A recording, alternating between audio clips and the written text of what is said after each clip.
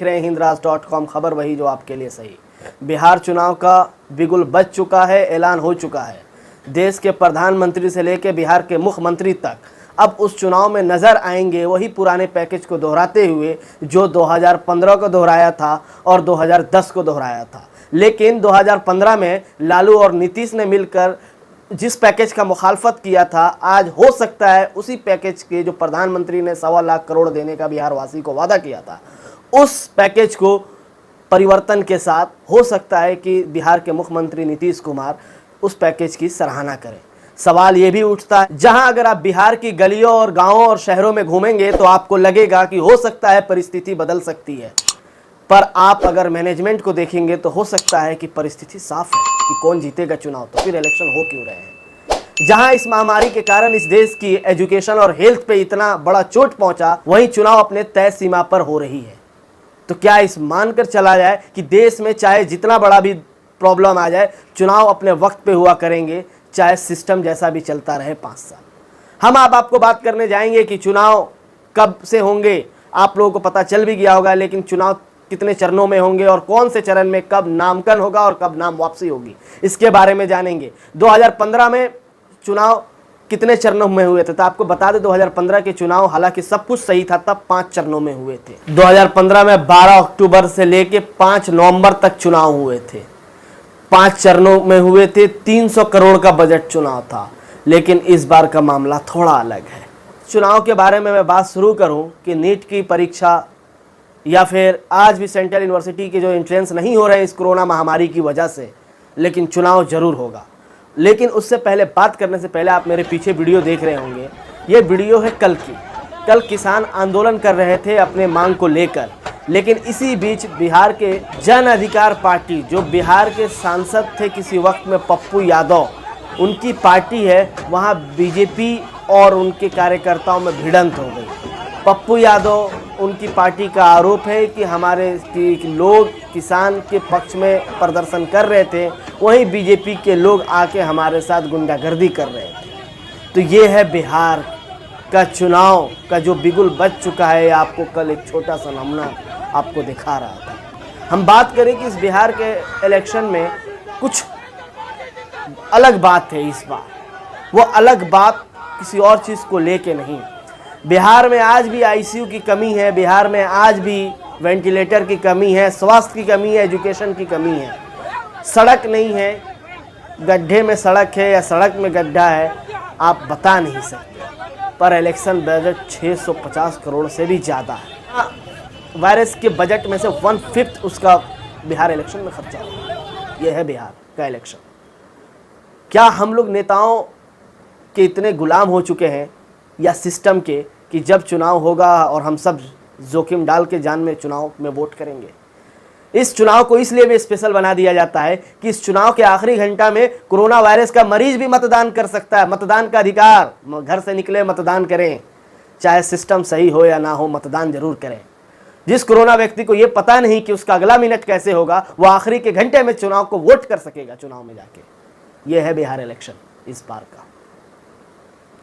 अब हम चलिए बात करते हैं कि कौन बिहार इलेक्शन में इस बार कितने चरणों में चुनाव होंगे और कौन से चरण में कब नामांकन और नाम वापसी होगी। 3 चरणों में चुनाव होंगे, 2 अक्टूबर, 3 नवंबर, 7 नवंबर और 10 तारीख को इसका नतीजा आएगा। नतीजा क्या होगा हमने आपको बता चुके हैं और आप देखिएगा भी। पहला चरण 28 अक्टूबर को 71 सीट पे होगी, 71,000 पोलिंग स्टेशन होंगे और 8 अक्टूबर तक नामांकन होगा और 12 अक्टूबर तक नामांकन वापस लिया जा सकेगा। लास्ट में अपनी उम्मीदवारी नहीं लेना चाहते हैं। दूसरे चरण का चुनाव 3 नवंबर को 94 सीट पे होगा। स्टेशन 42,000 होंगे। अक्टूबर तक नामांकन कर सकते हैं और 19 अक्टूबर तक अगर आप अपनी उम्मीदवारी वापस लेना चाहें तो ले सकते हैं। तीसरा चरण 7 नवंबर को होगा 78 सीट पर, जिसमें 38,000 पोलिंग स्टेशन होंगे। नामांकन आप 20 अक्टूबर तक कर सकते हैं और वापसी 23 अक्टूबर तक ले सकते हैं। इस बार का चुनाव 1 घंटा बढ़ा दिया गया है, यानी सुबह 7 से शाम को 6 बजे तक होगा। आपको जिस तरीके से बताया कि आखिरी घंटा वो कोरोना मरीज के लिए होगा, वो भी अपने मतदान का अधिकार कर सकेंगे जिनको खुद ये पता नहीं कि उनकी ज़िंदगी का भविष्य क्या होगा, अगला मिनट क्या होगा। और आपको और बता दें कि इस चुनाव में वर्चुअल रैली ही अलाउड है। अगर कहीं छोटी मोटी रैली होती है, एक आध नेता जाते हैं, तो वो डीएम के आदेश के अनुसार होगा। डीएम जगह और समय दोनों तय करेंगे। इस चुनाव में सुरक्षा का भी ख्याल रखा गया है, क्योंकि देश की राजनीति ही देश की भविष्य को सुधार सकती है, जैसा कि इन 70 सालों में आप सुधरते हुए हालात को देख रहे हैं।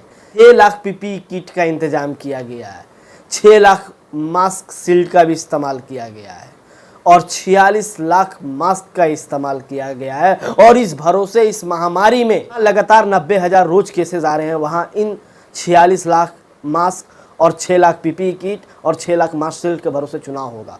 बिल्कुल आप इस दौर में कोरोना को भूल के जी सकते हैं। यही है हमारा देश और यही है हमारा सिस्टम। चाहे सिस्टम बदले ना बदले, लेकिन चुनाव होना जरूरी है। आपसे अपील की जाएगी कि आपका मतदान, आपका अधिकार, आप बाहर निकलिए और वोट करिए, लेकिन कभी आपसे ये नहीं कहा जाएगा कि आप आइए हमसे सवाल करिए कि सड़कें बनी क्यों नहीं, इलेक्ट्रिसिटी रह क्यों नहीं रही है, नेटवर्क कनेक्टिविटी क्यों नहीं है, रोड कनेक्टिविटी क्यों नहीं है। ये है चुनाव, जिस चुनाव की कल्पना हम और आपसे सोचने से ज़्यादा आगे है। ये है चुनाव। 18 लाख प्रवासी मजदूर हैं, जिसमें कि 16 लाख मजदूर वोट डाल सकेंगे। मजदूरों के लिए ज़रूरत की चीज़ नहीं हो पाती है, लेकिन वोट डालने का अधिकार पूरा दिया गया है, क्योंकि उस वोट के अधिकार और उसकी ताकत मजदूर को पता नहीं है, लेकिन जो पता है वो राजनेताओं को पता है। उन्हें पता है कि वोट से क्या क्या होते हैं।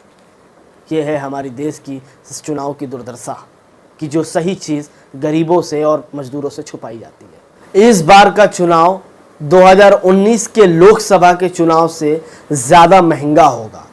2019 के लोकसभा चुनाव में पर स्टेट की जो चुनावी खर्चा थी 535 करोड़ रुपए थी, यानी हर राज्य में 535 करोड़ रुपए हुए थे चुनाव खर्च कराने में। लेकिन इस बार अकेले बिहार के चुनाव की खर्चा की बात करें, 127 करोड़ बजट है, अलॉटमेंट 250 करोड़ है। अगर टोटल खर्चे की बात करें तो 877 करोड़ खर्चा है इस बिहार चुनाव में। अगर इस पैसे को सिर्फ जो बिहार में अभी व्यवस्था है सरकारी हॉस्पिटल्स की, अगर उसमें वेंटिलेटर का इंतजाम करा दिया जाए, स्वास्थ्य बढ़िया कर दिया गया, जो सरकारी स्कूल है उसका शिक्षा व्यवस्था बढ़िया कर दिया गया, और जो इलेक्ट्रिसिटी का ये बुरा हाल है उस इलेक्ट्रिसिटी को सही कर दिया गया, रोड कनेक्टिविटी को, अगर जो रोड कनेक्टिविटी ऑलरेडी पहले से है उसको बस उसकी ज़रूरत है तो मरम्मत की, अगर वो मरम्मत करा दिया गया तो शायद यही चुनाव में 4 चांद लग जाते। इलेक्शन कमीशन ऑफ इंडिया के रिपोर्ट के मुताबिक ये आपको सारा डेटा मैं दे रहा हूँ। इसी डेटा के अनुसार अगर हम आपको बात करें तो 122 करोड़ सेंट्रल पुलिस फोर्स पे खर्चा होगा, जो इस चुनाव की सही तरीके से लॉ एंड ऑर्डर की जो जिम्मेदारी उन्होंने दे रखी है, जो इस जिम्मेदारी के साथ चुनाव कराएंगे कि चुनाव बिल्कुल सही और सही तरीके से हो रहे हैं। 122 करोड़ रुपए उनके ऊपर खर्चा होगा। ये है हमारी परिस्थिति कि जहाँ सड़कें नहीं है, बिजली नहीं है, मोबाइल नेटवर्क प्रॉब्लम है, एजुकेशन का हाल बेहाल है, हेल्थ व्यवस्था, स्वास्थ्य व्यवस्था खराब है, लेकिन चुनाव जो है इतने महंगे महंगे हो रहे हैं। ये है चुनाव और उनके कमाल। आपको इसी चुनाव के हाल के बारे में बात करें तो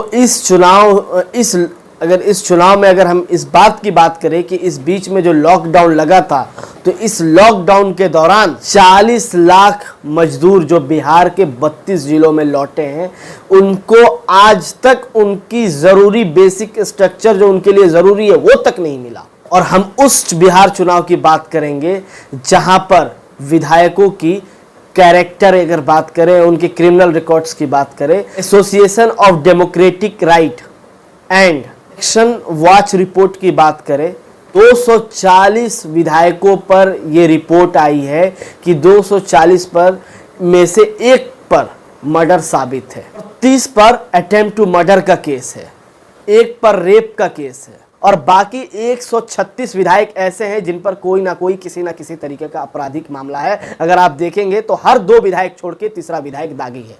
यह है चुनाव, और इस चुनाव के लिए 877 करोड़ रुपए खर्च किए जा रहे हैं। और जिसकी परिस्थिति पहले से पता हो, जहां एक तरफ सबसे ज्यादा वोट लेके जिसके बड़े बड़े दिग्गज नेता जेल में बंद हो, कुछ इस दुनिया से जा चुके हैं और कुछ उनकी पार्टी छोड़ के जा चुके हैं, और उस पार्टी और एक पार्टी एक तरफ की जहां एक खुद स्टेट के मुख्यमंत्री होंगे, एक जो डीजीपी थे जो अब छोड़ के उस पार्टी में चले गए, और देश के प्रधानमंत्री अब उस पार्टी के साथ मिलकर चुनाव लड़ेंगे। ये है परिस्थिति, जहां अगर आप गलियों और शहरों और मार्केट में घूमेंगे तो आपको चुनाव की परिस्थिति कुछ और दिखेगी, लेकिन अगर आप सिस्टम और मैनेजमेंट देखेंगे तो चुनाव का पूरा रुख जो है बदला हुआ नजर आएगा। अगर हम बात करें कि बिहार में विधायकों की इनकम क्या है, बजट क्या है, तो 2015 के अकॉर्डिंग अगर बात करें तो सिर्फ 160 विधायक ऐसे थे जो करोड़पति थे, और आज के टाइम में 222 विधायक ऐसे हैं कि करोड़पति। अगर ओवरऑल देखा जाए तो आज के टाइम में हर एक विधायक करोड़पति है, लेकिन उसी विधायक के विधानसभा में वहां के गरीब और मजबूर लोगों को वो ज़रूरी सहूलियत नहीं मिलती जिसके लिए उन्हें वोट करने के लिए कहा जाता है, और उनके लिए 877 करोड़ का बजट है कि आइए आप वोट करिए।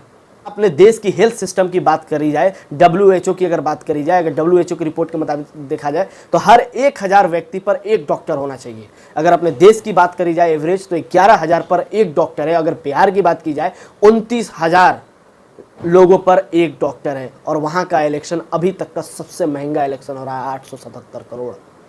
हालांकि बहुत सारे चुनावी अधिकारी ने इसकी पुष्टि नहीं की है, पर इस तरह की रिपोर्ट खबरें आ रही हैं। सवाल बहुत हैं, समस्या ज़्यादा है इसी बिहार चुनाव को लेकर।